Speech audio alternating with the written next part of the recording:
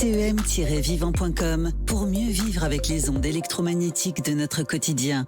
Présente Sud Radio, la santé demain, Gilles Goncalves.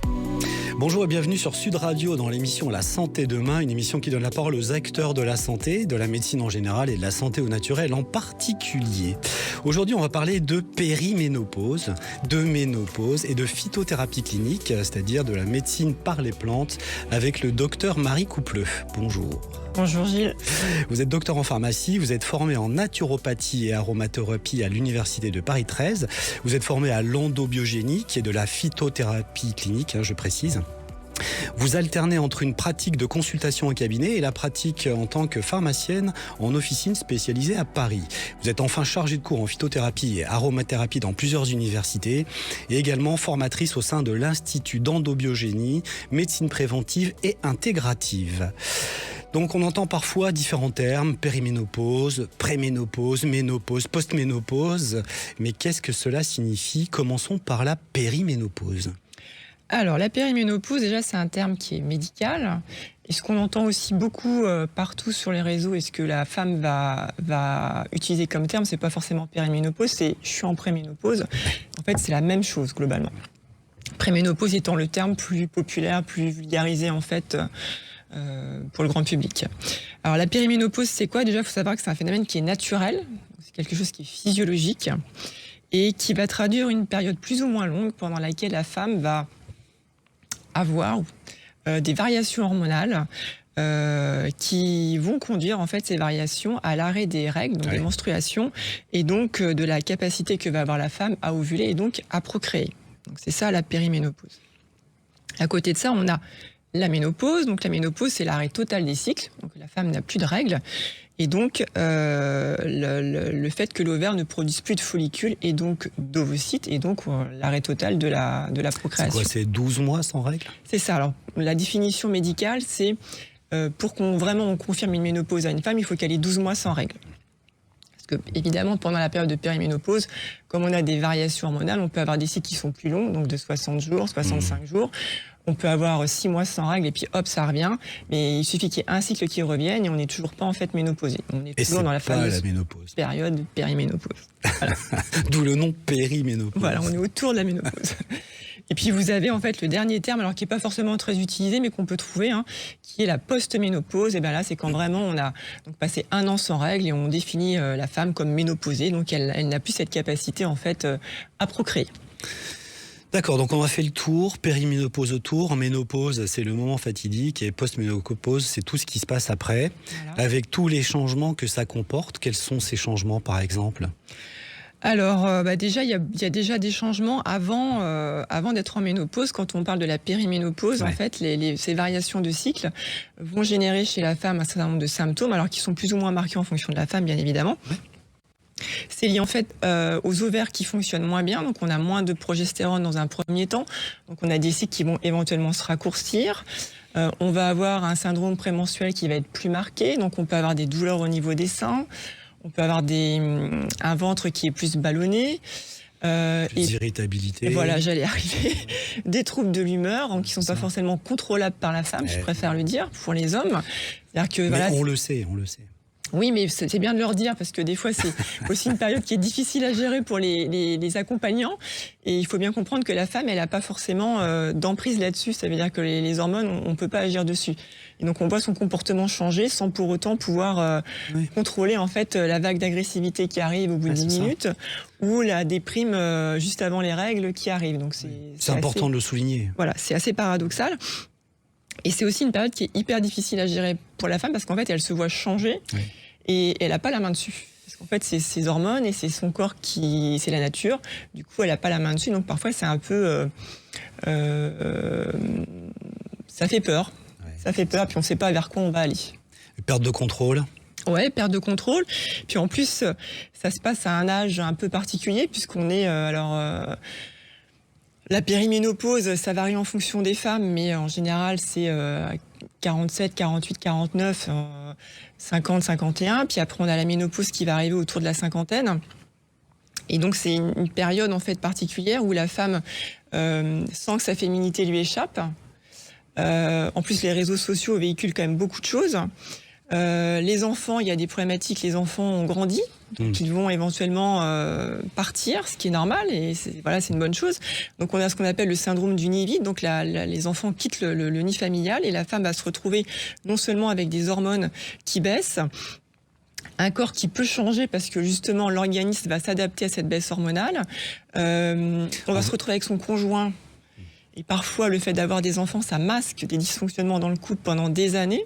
Donc soit on a fait une bonne politique de l'autruche et on s'en est pas rendu compte avant, et il suffit que les enfants partent et on se dit ça y est, le couple est de nouveau mis en avant avec les problèmes qui sont sous-jacents à ce couple depuis longtemps. C'est ça, qu'on n'a pas voulu voir. N'ayons pas peur des mots. Non, mais il faut parler des choses, c'est plus facile quand on aborde des choses plutôt que de faire la politique de l'autruche. Et à une transition d'âge où on se dit j'ai la cinquantaine, 52, 53, j'ai plus toute la vie devant moi non plus, j'ai pas 25 ans. Donc, qu'est-ce que je vais faire pour les 40 ou 50 prochaines années de ma vie ? Oui, c'est vrai que là, vous mettez en évidence le fait que, pour la plupart des femmes, c'est pas tant que le phénomène physiologique, mais c'est aussi la peur de ce qui va se passer. Je connais mon corps depuis ces dernières années de telle et telle manière. D'un coup, je perds le contrôle total. Mais qu'est-ce qui se passe ? Qu'est-ce qui va m'arriver ? Oui, et puis qu'est-ce que je vais devenir ? Parfois, c'est aussi un âge où les hommes vont trouver des compagnes plus jeunes. Ah. Oui. Et donc, du coup, ça ne fait que renforcer la croyance de la femme de je suis moins féminine, je suis moins attirante, je suis bonne à mettre au rebut, mes ovaires ne fonctionnent plus alors que ce n'est pas le cas. Et c'est là aussi un grand point sur démystifier la ménopause, je pense. Allons-y. Voilà, où on dit, en tout cas moi on m'a appris en tout cas à la fac, alors où j'étais pas très attentive en cours, où j'ai retenu que ce que je voulais bien retenir, que en fait à la ménopause les ovaires ne fonctionnent plus. Oui. Donc on produit plus d'œstrogène, mais c'est pas le cas. Donc ils servent plus à rien. Ils servent plus à rien, donc vous servez plus à rien. Les enlever. Voilà, vous êtes donc bonne à mettre au rebut. Hystérectomie. Voilà, mais c'est pas le cas. En fait, les ovaires continuent toujours à produire un petit peu d'œstrogène. Alors certes, à un niveau beaucoup moindre qu'en période d'activité de vie génitale, et c'est normal puisque quand on est en activité génitale, le but, la mission de l'organisme, c'est de pérenniser l'espèce. C'est de procréer, c'est de faire des enfants pour que l'espèce humaine ne s'arrête pas. Donc notre corps est programmé. Donc je vais avoir une comparaison qui est que quand on est dans cette période-là, on a à peu près 10 œstrogènes pour un récepteur. Donc on est inondé d'hormones, nous les femmes. Ce qui explique aussi toujours notre côté cyclotimique qu'on a déjà avant la ménopause. Parce que le but, c'est que si jamais il y a fécondation, il faut que le corps soit prêt à pouvoir aller jusqu'à une grossesse et un accouchement. Et quand on arrive en ménopause, l'ovaire change de fonctionnalité, il va fonctionner à un niveau moindre, et la comparaison, c'est qu'on va avoir un œstrogène pour 2 ou 3 récepteurs. Donc c'est pas qu'on en a plus, c'est qu'on en a moins.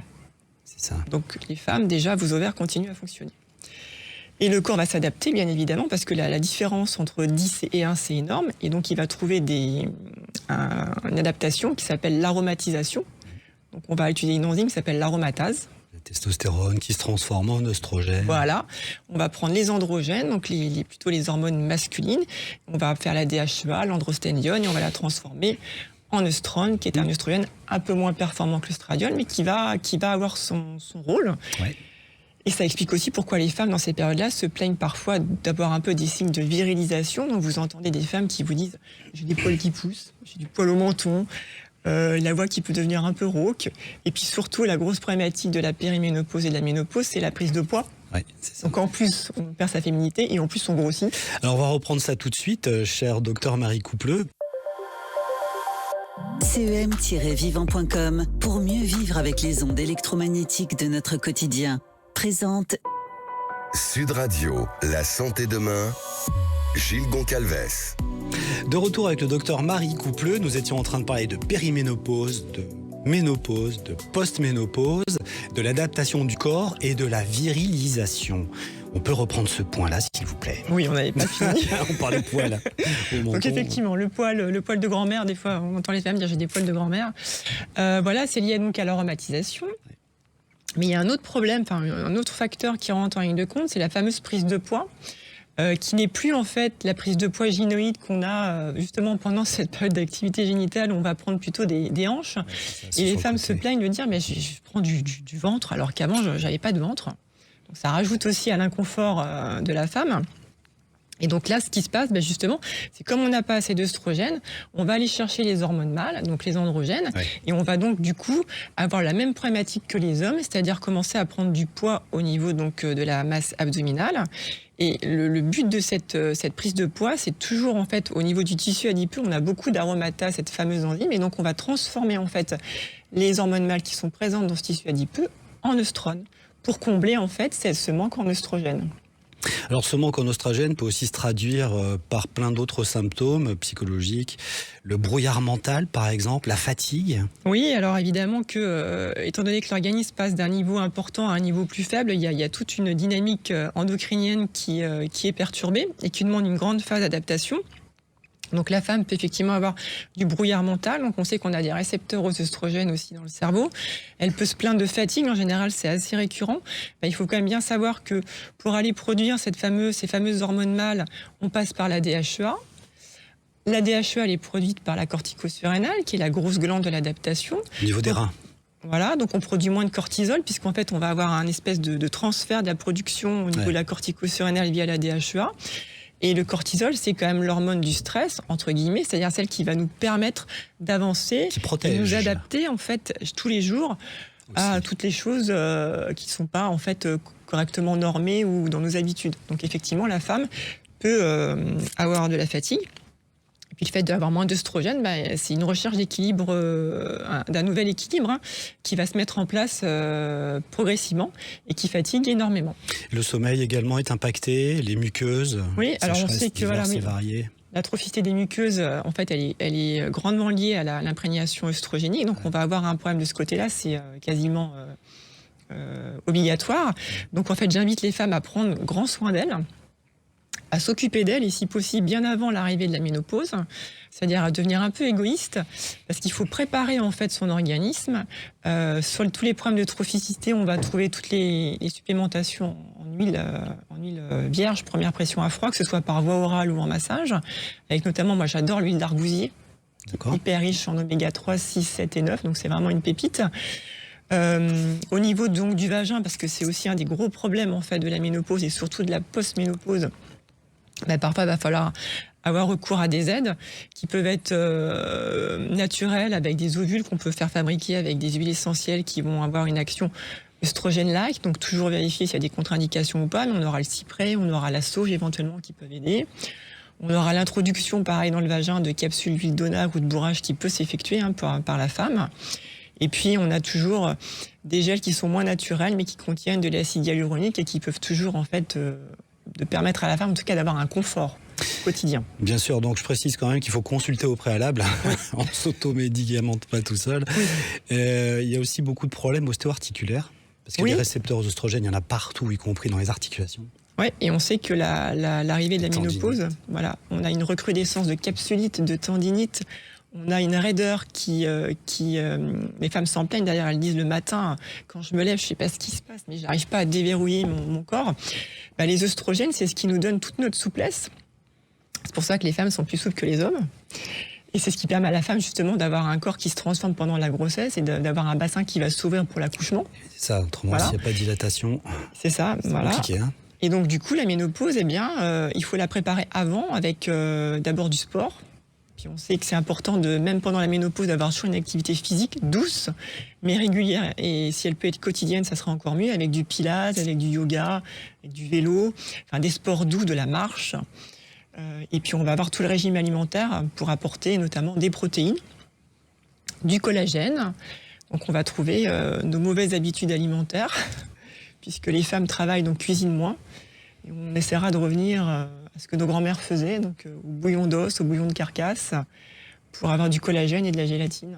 On a de la souplesse au maximum. En fait, oui, ce qui est paradoxal, puisqu'on nous a quand même vendu depuis ces 20-30 dernières années qu'être, entre guillemets, végétarien, c'est pas du tout péjoratif, c'est ce qu'il y a de mieux, donc au détriment effectivement des protéines et du collagène. Donc on se retrouve aujourd'hui avec une génération entière de gens qui souffrent de problèmes de protéines et de collagène, puisque leur corps ne peut pas se construire. Il n'y a pas de collagène dans les végétaux, donc c'est compliqué tout ça. C'est un gros problème, la prise en charge des personnes végétariennes ou véganes sur les problèmes ostéo-tendineux ou ostéo-articulaires, c'est quasiment impossible. Je veux dire, on n'a pas d'équivalent dans le monde végétal. Donc après, et puis de toute façon, le collagène étant uniquement d'origine animale, alors les végétariens, on peut encore, et encore non, même les véganes, on n'arrivera pas à avoir cette supplémentation-là. Et même si on donne des plantes reminéralisantes, parfois c'est pas suffisant. Non, parce que c'est pas le même modus. Du coup, on parle de vegan, de végétarien, c'est une chose, mais il y a quand même beaucoup de personnes qui incluent en proportion majoritairement des végétaux dans leur alimentation au détriment des protéines et du collagène et de la graisse, du coup. Donc on se retrouve quand même dans un déséquilibre, même par des gens qui pensent initier une bonne diététique. Oui, donc moi je dis aux femmes dans cette période de transition, alors déjà dès la périménopause, de commencer à augmenter leur ration protéique, de commencer par manger des œufs le matin, c'est-à-dire de changer le fameux paradigme alimentaire dont vous avez parlé dans d'autres émissions, qui est qu'on consomme aussi beaucoup trop de sucre. Et donc de revenir donc déjà à manger des œufs le matin. Alors surtout quand les gens n'ont pas l'habitude de manger des protéines le matin, c'est un peu compliqué. Donc l'œuf paraît quand même, en tout cas à mon sens, une bonne alternative parce qu'il n'a pas trop de goût. Oui. Donc manger déjà 2 œufs tous les matins et puis d'augmenter progressivement sa part de protéines, en tout cas le midi, éventuellement le soir faire un repas plus léger. Et surtout faire la grosse chasse au sucre, notamment les sucres rapides, qui n'apporteront rien. Et dans cette période de vie où moi j'ai des femmes qui viennent me voir et qui me disent « je prends du poids et je mange rien », et je crois volontairement la femme qui me dit « je ne mange rien », c'est-à-dire qu'elle est capable de s'affamer parce qu'elle prend du poids et elle me dit « je mange rien, je vous assure, et je prends du poids ». Donc on n'a pas compris non plus que la physiologie derrière, c'était de combler le besoin en oestrogène. On n'y arrivera pas. Et il y a un ralentissement métabolique parce que moins on mange, plus le métabolisme ralentit, plus il ralentit, plus il stocke, il stocke, moins on mange et ainsi de suite et ainsi de suite. Donc la prise de poids est parfois, souvent, due à des carences. Oui. Et donc il faudrait expliquer à la femme qu'on peut l'aider avec des plantes pour essayer d'avoir en fait un organisme qui, au lieu de faire une chute, je dirais comme ça au niveau oestrogène, est comme un parachute en fait pour descendre progressivement à son niveau de fonctionnalité, puisque chaque femme est différente. Donc chaque vécu de ménopause est différent. Il y a des femmes qui vont prendre 3 kilos, il y a des femmes qui vont prendre 15 kilos. Ce que je veux dire par là, c'est qu'aussi la société, les médias et autres ont plébiscité le fait de manger beaucoup de fruits et légumes et pas du tout de protéines. Oui. Donc c'est devenu un ancrage qui, aujourd'hui, j'insiste, fait les carences des pathologies et des troubles métaboliques modernes. Parce que les troubles métaboliques modernes s'inscrivent depuis ces 20-30 dernières années. C'est juste un aboutissant d'une carence qui, au bout d'un moment, ne peut plus s'adapter, en fin de compte. Et ça, c'est extrêmement important. Je pense que peu de personnes en diététique comprennent, bien sûr, il y a plein d'autres versions, que être truffé de manger de légumes pour être en hypocalorie, pour rester fine, pour avoir un summer body, c'est pas une bonne idée pour la physiologie. Non, c'est pas une bonne idée. Et en plus, il faut savoir que les protéines, parce qu'on vous dit aussi beaucoup, les protéines végétales, on trouve les 8 acides aminés essentiels dans le quinoa, etc. Oui, c'est vrai. Mais ils sont pas aussi biodisponibles que dans un morceau de viande. Il faut les métaboliser déjà. Oui, voilà, il faut métaboliser, et puis il faut en manger une certaine quantité, et puis des fois il faut quand même associer plusieurs végétaux ensemble, donc des légumineuses ensemble, du quinoa avec des lentilles. Donc ça commence à demander en fait à la femme d'avoir, enfin à la femme d'ailleurs ou à n'importe qui, une certaine connaissance en nutrition. Et puis on sait qu'au final, la biodisponibilité ne sera pas la même. Ouais. Et parallèlement à ça, parce que la femme elle a quand même faim, elle va aller manger d'autres choses qui ne sont pas forcément les plus indispensables à son mode de fonctionnement actuel. Oui, le grignotage. Oui, voilà. Je ne savais pas si on pouvait aller sur les fameux produits laitiers. Parlons vrai. Alors moi, c'est pas mes amis, encore moins mes amis pour la vie, qui apportent en fait beaucoup de graisses déjà, qui sont difficilement métabolisables, qui vont faire travailler le pancréas, parce que le pancréas, on pense aussi beaucoup à lui du côté insulinique, mais on oublie de dire qu'on a un pancréas exocrine qui va sécréter des amylases, des lipases et des protéases. Des enzymes digestives pour digérer tout ça, les protéines, les graisses. C'est ça, et qu'un pancréas qui est sursollicité, c'est de la fatigue postprandiale, c'est un parasympathique qui va s'élever. C'est des infections cutanées, c'est de la transpiration, c'est une peau grasse, c'est des ballonnements, c'est une malabsorption. C'est plein de choses en fait. Quel est votre regard par rapport à l'endobiogénie ? En endobiogénie, en tout cas, on protège au maximum son pancréas. Et donc, on évite au maximum les produits laitiers d'origine animale pour privilégier éventuellement des laits plutôt végétaux. Oui. Qui n'auront pas la même problématique digestive que les laits animaux. Et en plus, les laits animaux apportent beaucoup de calcium, certes, parce que c'est ce qu'on va mettre aussi en évidence pendant cette période de vie particulière. On va vous parler de l'ostéoporose, qui est un risque, c'est vrai, parce qu'on sait que les œstrogènes protègent. Bien sûr. Donc, comme on en a moins, on risque de déclencher une ostéoporose. Le seul problème des produits laitiers, c'est que le calcium, il n'est pas forcément bien assimilé. Et puis, il ne va pas aller forcément se fixer là où on en a envie. Donc, on peut trouver d'autres façons de lutter contre l'ostéoporose, qui consiste déjà par avoir une alimentation qui soit diversifiée. Et d'utiliser les mécanorécepteurs de l'os. Exactement. Parce que ça veut dire qu'on ne fait pas assez de sport, donc il n'y a pas assez de tension sur les os, donc les protéines de l'os, elles, deviennent de plus en plus faibles. Voilà, on parle de bouger. déminéralisation, mais ce n'est pas le seul sujet au niveau de l'os. Il faut bouger, donc c'est pour ça que j'ai dit à la femme, on en a parlé, ne serait-ce qu'au niveau tendineux et souplesse, il faut faire du sport, et bien il faut retrouver en fait sa capacité à faire de l'exercice physique. Ouais. On ne demande pas à la femme de faire un marathon ou un semi-marathon, on lui demande juste de prendre les escaliers, de marcher, de faire de la natation, du vélo, enfin bref, de bouger, de retrouver son corps. Merci, docteur Coupleux, pour toutes ces explications ô combien fondamentales. Je rappelle que vous êtes docteur en pharmacie, enseignante en phytothérapie clinique. On vous retrouve sur iempi.fr. Quant à nous, chers auditeurs, on se retrouve dimanche prochain à 15h30. En attendant, restez en forme.